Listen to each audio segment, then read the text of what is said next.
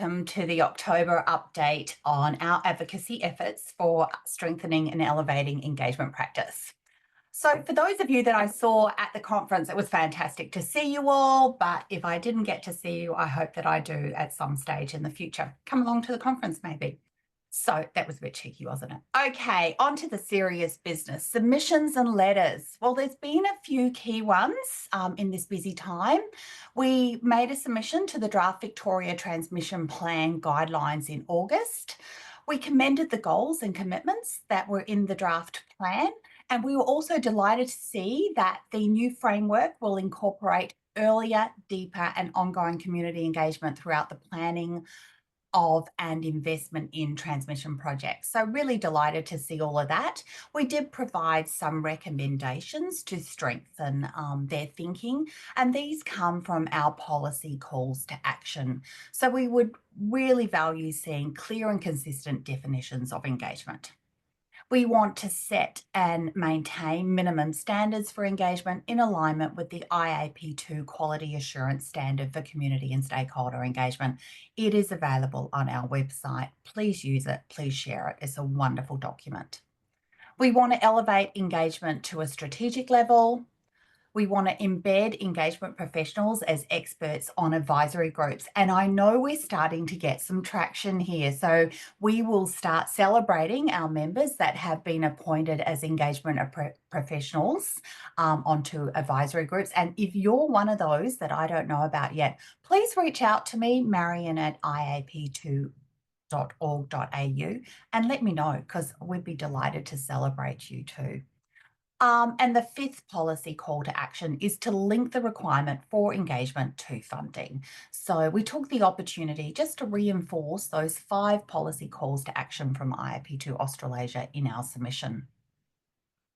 We also wrote a letter to the Senator, the Honourable Malarduri MacArthur, who is the Minister for Indigenous Australians and an NT Senator.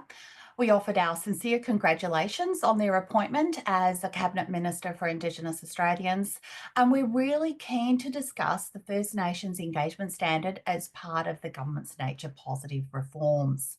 Now, we are concerned for these 2 standards that sit under the nature positive reforms. There's one for community consultation and engagement, and then there's a First Nations engagement standard as well.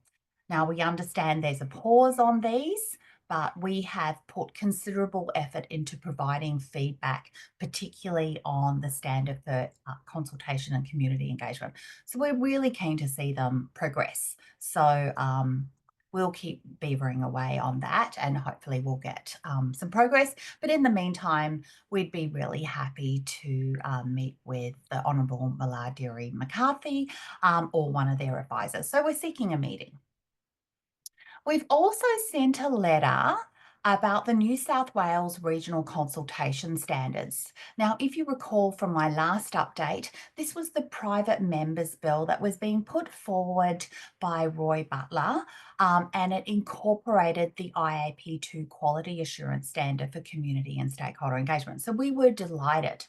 However, as it has progressed through the House in New South Wales, they have now dropped our standard. And their view was very much that the IAP2 Quality Assurance Standard was an international standard and therefore did not recognise the Australasian context. So we've written a letter requesting a meeting to discuss the Regional Communities Consultation Standards Bill 2024 and how we can help them achieve the intended outcomes of the bill. Clearly, we want to let them know that we actually developed the IAP2 Quality Assurance Standard here in Australasia. And I just want to give a special shout out to the Standards Working Group, which were Lucy Cole-Endelstein, Kimbra White, Mark Rich, Keith Greaves and Carla Leveridge. Now, this standards project was actually started internationally in 2013 and passed to us in Australasia to take the lead in 2013. And many IAP2 members have been involved in the project across Australia, New Zealand and internationally. So it is our view that it represents best practice engagement processes and was launched in 2015.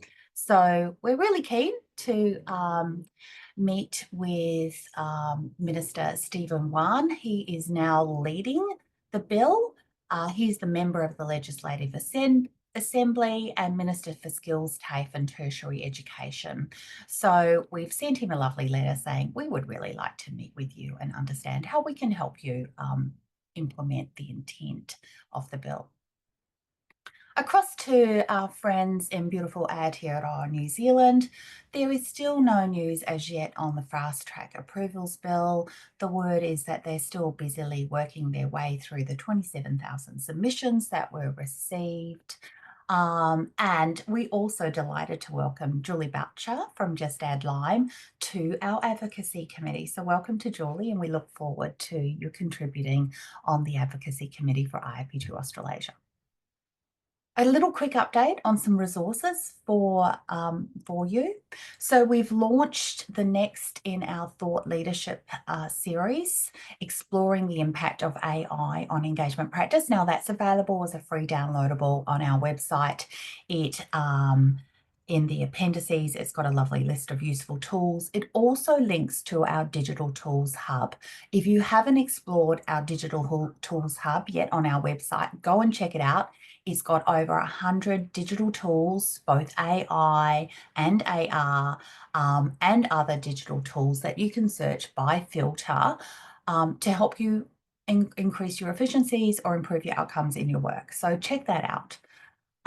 We're also developing a co-design practice note, and it's in its final stages. So a preliminary draft is being developed by our research working group. So special thank you to them.